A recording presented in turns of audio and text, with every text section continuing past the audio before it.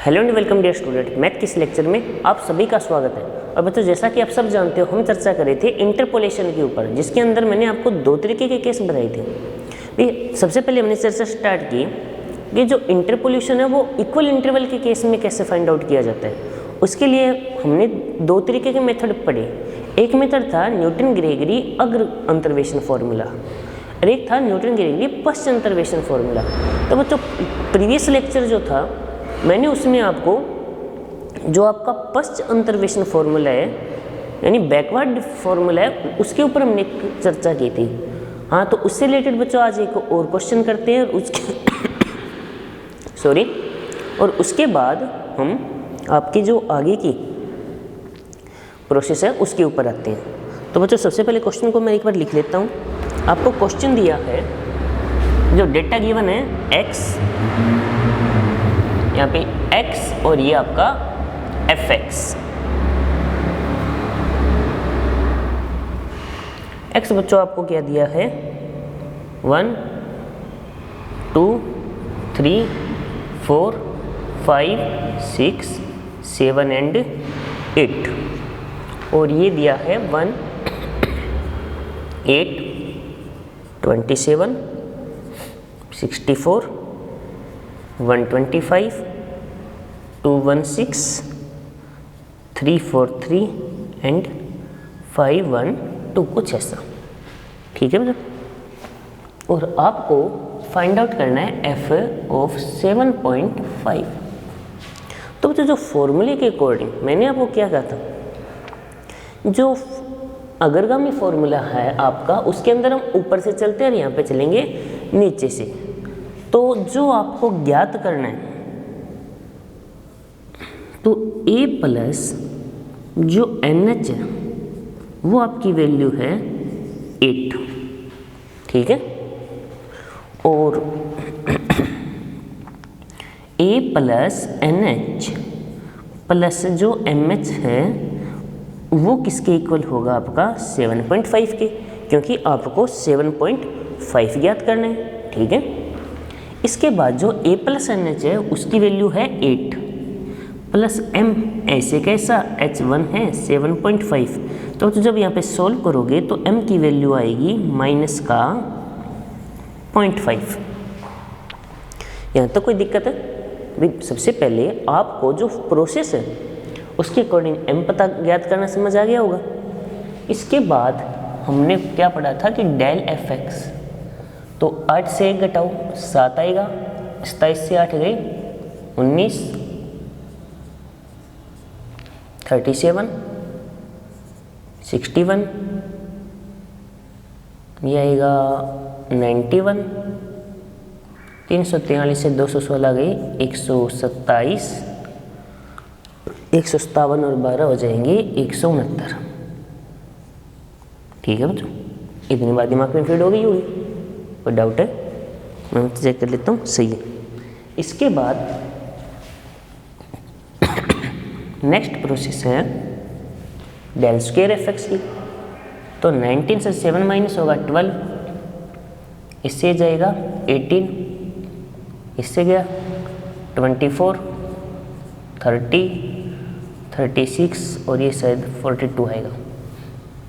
Del cube fx क्या जाएगा 6 6 6 6 और 6, यानी आपका जो थर्ड डिफरेंस है वो आपको कांस्टेंट मिल रहा है।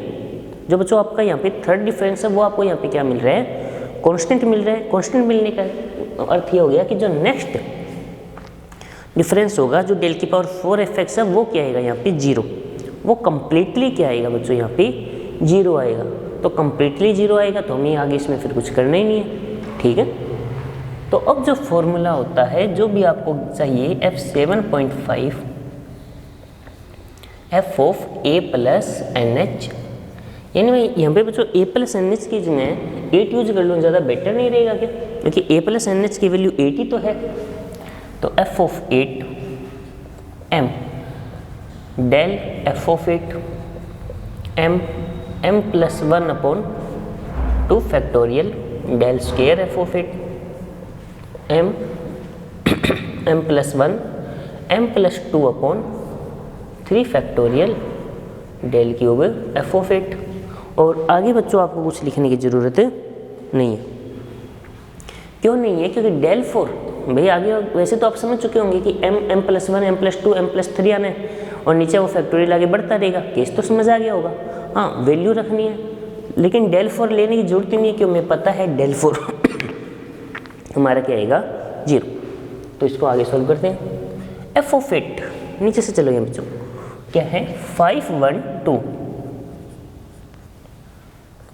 माइनस का 0.5 और ये है 169, फिर m यानी माइनस का -0.5 + 1/2 42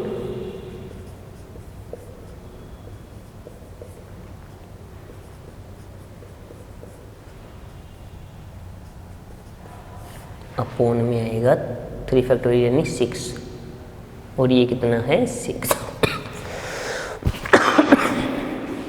सॉरी बच्चों, माफ़ी चाहूँगा आपसे। तो सबसे पहले देखो इतनी बात दिमाग में बैठी या नहीं बैठी?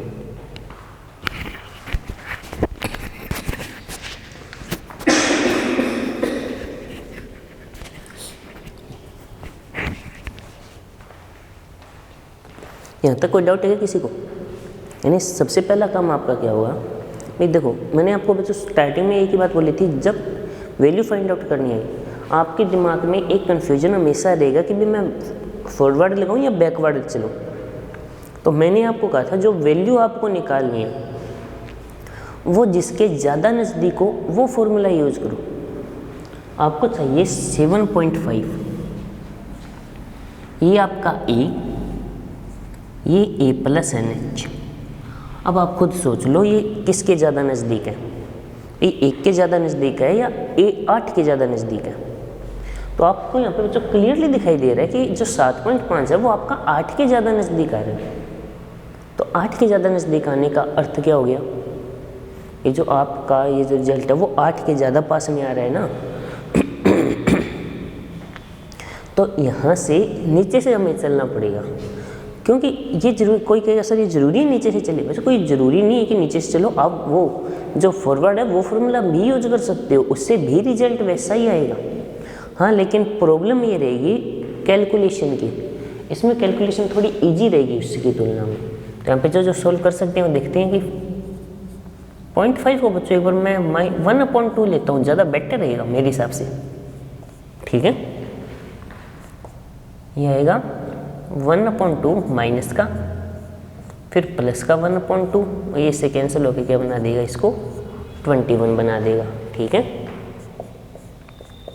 माइनस का 1/2 प्लस 1/2 प्लस का 3/2, ये 6 से 6 से कैंसिल हो गया। तो बच्चों ये जो अप्रोक्सीमेट आंसर बनेगा वो 512 माइनस 169/2 माइनस 21/4 माइनस का 3/8। जो आप इसे सोल्व करोगे तो जो आपका आंसर आना चाहिए, अप्रोक्सीमेट वैल्यू आनी चाहिए, वो आनी चाहिए 421.875 अप्रोक्स।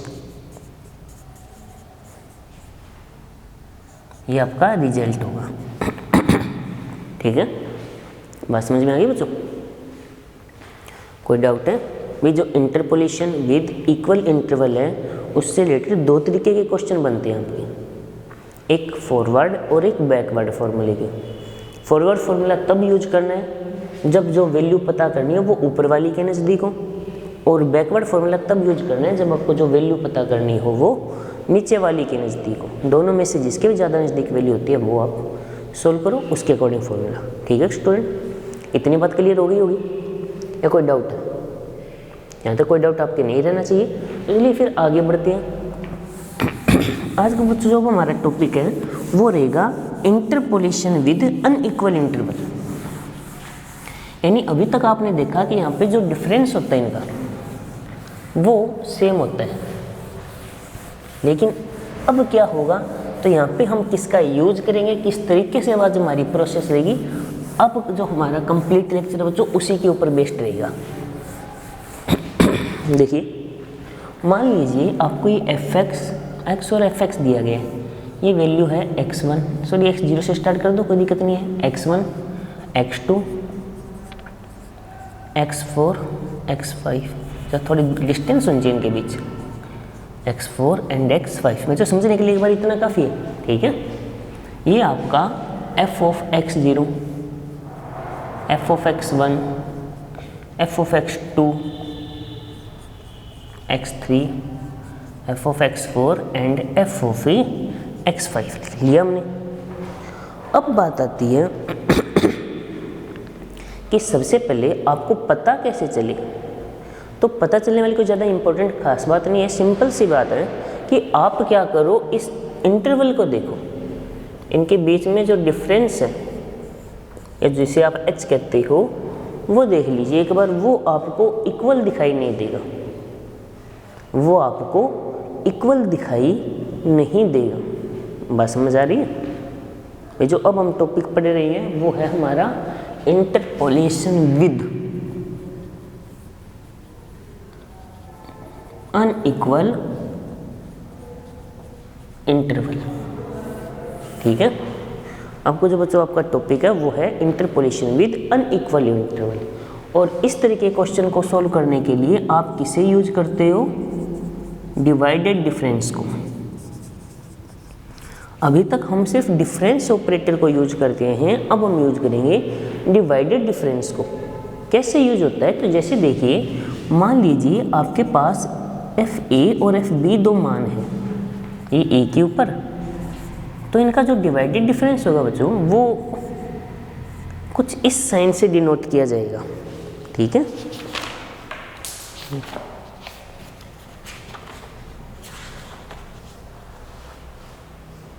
इनका जो बच्चों जो डिवाइडेड डिफरेंस है वो कुछ इस साइन से डिनोट किया जाएगा, ठीक है। और इसके नीचे लग जाएगा b, तो इसे लिखा कैसे जाएगा? F B minus F of A divide by B minus A, ठीक है। बात समझ आ गई? और इसे कुछ ऐसा भी लिखा जा सकता है, देख लीजिए फॉर्मूला आपके आगे, तरीका समझ आया?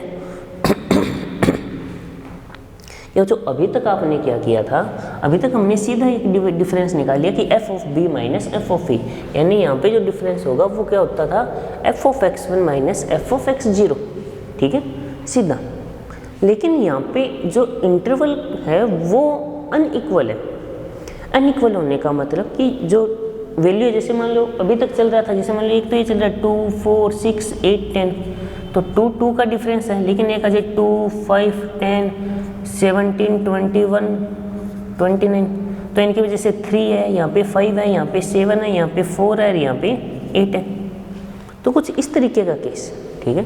तो जब ऐसा आपको क्वेश्चन दिया हुआ हो और जिसके अंदर के बीच की कोई वैल्यू, इंटरपोलेशन क्या होता है वो तो आपको पता चल गया होगा। जब कोई भी देकर आपको डेटा उनके बीच की कोई भी वैल्यू पूछी जाए, उसे हम जो प्रोसेस के थ्रू पता करते हैं उसे हम इंटरपोलेशन कहते हैं, ठीक है। हाँ, तो यहाँ पर थोड़ा सा जो फोकस हमें क्या रखना होगा, हमें इस फॉर्मूले के ऊपर फोकस रखना होगा, ठीक है। तो इसे क्या लिखा जाएगा? F of B minus F of A upon B minus A, या इसको ऐसा भी लिखा जा सकता है, कुछ ऐसा, ठीक है। ये आपका डिवाइडेड डिफरेंस का फॉर्मूला है। हाँ, लेकिन आपको सबसे पहले इसके अंदर जो डिवाइडेड डिफरेंस की टेबल है वो तैयार करनी आनी जरूरी है। यदि किसी स्टूडेंट को डिवाइडेड डिफरेंस की टेबल तैयार करनी नहीं आएगी तो मान के चलो आगे के जो क्वेश्चन हम करने वाले हैं या आगे के जो भी प्रोसेस है स्टूडेंट, वहाँ पे आपको कोई ना कोई दिक्कत तो आती रहेगी। तो सबसे पहले आपका काम क्या होगा? आप इस टेबल को तैयार करना सीखें। तो चलिए टेबल तैयार करना सीखते हैं।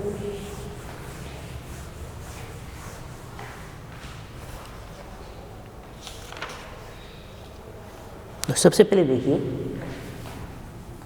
डेल एफ एक्स, रूल के अकॉर्डिंग यहाँ पे क्या आएगा? यहाँ पे आएगा f of x1 minus F of x0 divide by x1 minus x0, जिसे आप कुछ इस तरीके से लिखते हो। बात समझ आई है बच्चों ने? कोई डाउट है? इसके बाद यहाँ पे जब आप आओगे तो ये क्या आएगा, f of x two minus F of x one divide by x two minus x one. इसको फिर क्या लिखोगे आप, f of x one x two, या ठीक है, इसको एफ ऑफ एक्स नोट भी लिखा, ऐसे भी लिखा जा सकता है, ठीक है, याद रखना, या इसे ऐसे भी लिखा जा सकता है। सॉरी यहाँ पे बी नहीं है ना, यहाँ पे सिर्फ क्या आ जाएगा x1 और यहाँ पे x2।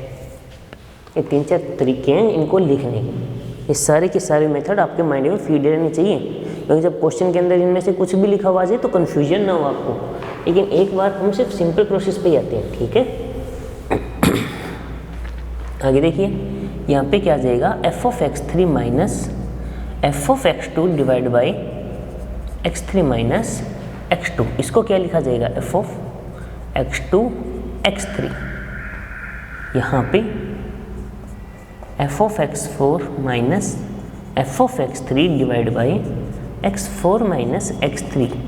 यहाँ पे क्या आ जाएगा, x3 x4, ठीक है।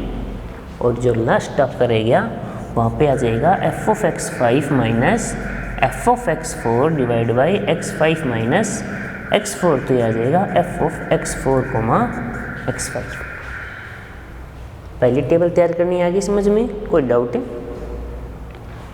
आगे बढ़ते हैं। यहाँ पे अब क्या होगा वो समझना और ज़्यादा ज़रूरी है, क्योंकि यहाँ पे आप क्या करते हो, जब टेबल तैयार करते हो कई बार पीछे वाले को एक बार भूल जाओ इसको करते वक्त, ठीक है। जो पीछे हम पढ़ के आए हैं भी उनका यूज ज़रूर है, लेकिन उसके जैसा नहीं है, क्योंकि जो आपने इक्वल इंटरवल के लिए प्रोसेस पढ़ी है वो अनइक्वल इंटरवल से काफ़ी ज़्यादा अलग है, ठीक है। इसलिए दोनों को कंबाइंड मत कर देना। यदि आपके माइंड में एक सवाल आता है कि सर क्या हम कंबाइंड कर सकते हैं, तो इसको पहले ही हटा दो बात को, कि कंबाइंड मत कर देना दोनों को, दोनों का प्रोसेस अलग अलग होगा। क्वेश्चन देखते ही पता चल ही जाना है, इंटरवल देख लो इक्वल चल रहा है तो ठीक है, स्टार्टिंग के जो दो प्रोसेस होता है वो, यदि इक्वल नहीं है तो डिवाइडेड डिफरेंस के थ्रू चल रहे हैं। हाँ, लेकिन प्रोसेस याद रखना। अब जैसे यहाँ पे है तो यहाँ पे जो वैल्यू आएगी वो आपके अकॉर्डिंग ये आनी चाहिए ना, x1 minus x1 x2 x not x1। लेकिन डिवाइड में क्या आएगा, जो ये डबल डिफरेंस है वो दो के गैप को बता रहे, ठीक है। जो डबल डिफरेंस है वो दो के गैप को बता रही है। यानी आपने एक्चुअली ध्यान से देखो तो आपने क्या किया, इन दोनों को लिया तो सीधा यहाँ पे 2 का डिफरेंस आएगा, यानी यहाँ पे x2 माइनस x नोट आएगा। यहाँ पे नीचे यदि कोई स्टूडेंट नीचे डिवाइड में x2 माइनस x1 यूज करता है और x1 minus x note use करता है तो वो दोनों के दोनों गलत है। यहाँ पे आएगा x2 माइनस x नोट, यानी जो डिफरेंस आप लेके चल रहे हो वो अब 2 का चलेगा, ठीक है। प्रोसेस समझ आई? इस वजह से मैं कह रहा था कि आपको यहाँ पे थोड़ा सा ध्यान से कैलकुलेशन करने की जरूरत पड़ेगी। उसके बाद इन दोनों के लिए जब आप देखोगे तो F of x2 x3 minus F of x1 x2, नीचे क्या आएगा x3 माइनस x1 आएगा, ठीक है। बात समझ आ रही है बच्चों, नहीं आ रही है? में कोई डाउट है? क्योंकि अब आपने ये जो डिफरेंस लिया, सॉरी x2 x3 लिया ना आपने, तो कुछ ऐसा इन दोनों के लिए क्या आएगा, f of x4 minus, sorry x4 नहीं आएगा, x3 x4 minus x2 x3 divide by, नीचे आ जाएगा x4 माइनस x2, ठीक है। पहले इन 2 का डिफरेंस आया, फिर इन 2 का आएगा, फिर इन 2 का आएगा, ऐसे आपको नीचे चलना है। तो नेक्स्ट यहाँ पे क्या आ जाएगा, यहाँ पे आ जाएगा x4 x5 minus F of x3 x4 divide by x5 minus x3, कुछ ऐसा। अब बताओ स्टूडेंट, आपको प्रोसेस समझ आई? तो नेक्स्ट आपको दिमाग में आ गया होगा, इसे क्या बोला जाएगा? इसे बोला जाएगा x0, x1, x2। इसे बोला जाएगा x1, x2, x3। इसे बोला जाएगा x2, x3, x4 और इसे बोला जाएगा x3, x4, x5। ये बच्चों इतनी चीज़ देखो, कोई डाउट है तो बताओ। बात दिमाग में बैठी या नहीं बैठी? यानी यहाँ पे जो डिफरेंसेज है वो आप देखो, वो जो नीचे डिवाइड में आ रहा है सबसे बड़ी दिक्कत वहाँ पे ही होती है। जो नीचे आप डिवाइड में लिख रहे हो ना, सबसे बड़ी जो कैलकुलेशन प्रॉब्लम मान लो, कोई भी मिस्टेक्स मान लो बच्चों, आपकी सबसे बड़ी दिक्कत वहीं आती है। आने का रीज़न क्या है? आने का रीज़न यही है कि जब हम कैलकुलेशन करते हैं तो यहाँ पे कई बार बच्चों फ्लो में हम जो डिफरेंस लेते हैं वो गलत ली जाती हैं। ठीक है, जो आप डिफरेंस लेते हो ना नीचे डिवाइड में, वो गलत ले जाते हो, क्योंकि यहाँ पे तो वैल्यू चलो ये दिखती है, लेकिन यहाँ पर जैसे ये वैल्यू है, ये जो रिजल्ट है, इन दो को कंबाइंड करोगे तो आपके पास ये एक शेप बनती है। ठीक है, फिर जब आप इन दो को कंबाइंड करोगे तो आप इन दो पे आओगे, इन दो को कंबाइंड करोगे तो आप इन दोनों पे आओगे। वही मैंने नीचे लिखा है। तो अब नेक्स्ट जो डिफरेंस यदि हम लिखें, थोड़ा बड़ा हो गया क्वेश्चन, यदि मैं यहाँ पे आपको लिख के बताना चाहूँ, जो थर्ड डिवाइडेड डिफरेंस जो होगा वो इन दोनों का डिफरेंस तो होगा, यानी मैं f(x1) इनके बीच में लिख देता हूँ, x1, x2, x3 minus x0, x1, x2। लेकिन डिवाइड में अब क्या आएगा, सोचने वाली बात आ गई। तो अब तीन को कंबाइंड कर रहे हो आप। ठीक है, आपने एक साथ तीन डिफरेंस को लिया ऐसे, तो इस बार डिवाइड में आएगा x3 माइनस x0। इन दोनों का जो डिफरेंस होगा वो होगा x2, x3, x4 minus x1, x2, x3 और डिवाइडेड बाई नीचे आएगा x4 माइनस x1। और यहाँ पे जो आपका नेक्स्ट जो डिवाइडेड डिफरेंस होगा f of x3, x4, x5 minus f of x2, x3, x4 divide by x5 minus x2। ठीक है, तो स्टूडेंट बात समझ में आई या नहीं? ये टेबल थोड़ी जटिल जरूर है, लेकिन एक बार एक दो सवाल जब आप इसके कर लोगे ना, टेबल बनानी सीख जाओगे। और जो टेबल से ही क्वेश्चन होते हैं, इतना तो आप सीख चुके हो भाई। जो फॉर्मूला होगा उसके अंदर जो भी वैल्यू हम पुट करते हैं वो सारी की सारी टेबल से ही होगी। अब वो कैसे होगी, वो आपको टेबल बनानी जब आ जाएगी ना, तभी आप आगे कर पाओगे, अदरवाइज दिक्कत ही रहेगी। इसलिए सबसे पहले आपका फोकस इसी पर रहना चाहिए, टेबल करेक्टली तैयार हो जाए। अब यदि बच्चों नेक्स्ट टर्म करें, यदि डेल 4 पे जाना चाहिए, बस मेरे सबसे ज़्यादा समझ चुके होंगे, तो नेक्स्ट फिर 4 का डिफरेंस चलेगा ना, तो वो x4 माइनस x0 ये आएगा और लास्ट x5 माइनस x0। इस तरीके से जो डिफरेंस की जितनी पावर बन जाएगी, आप उनका गैप भी जो है ना वो उतना ही बढ़ा दोगे यहाँ पे। ठीक है, और डिवाइड में वो आता रहेगा। इसके बाद जो भी प्रोसेस होगी वो हम करेंगे। तो बताइए बच्चों, जो सबसे पहले जो हमने आपको एक क्वेश्चन करवाया प्रीवियस लेक्चर्स से रिलेटेड, बात समझ आ गई या नहीं आ गई?